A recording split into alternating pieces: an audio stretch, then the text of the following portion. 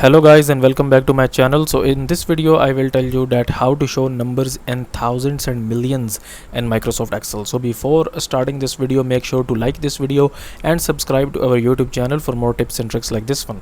So first of all, I will add some numbers here basically. So let's suppose if I add this number, then here basically if I add this number here like this one, and maybe I will just remove one number from the last here. Okay, and then I basically add some different kind of more numbers here.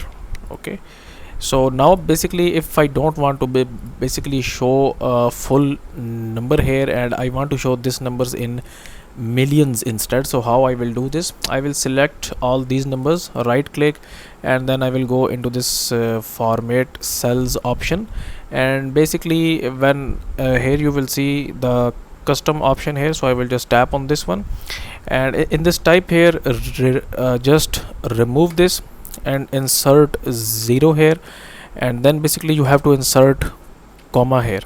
So if I have inserted one comma here, it has removed the last three numbers. Okay, if I remove this comma, you can see last three numbers. I enter this comma, it removed last three numbers, and if I enter another comma here, you can see that it remove another last three numbers here, and if I enter another comma, it remove all the numbers.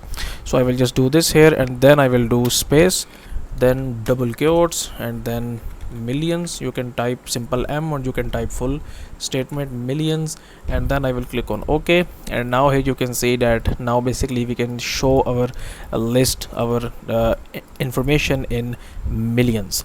So that's it for this video guys. If you find it useful, kindly like this video and subscribe to my channel, and I will meet you in the next video.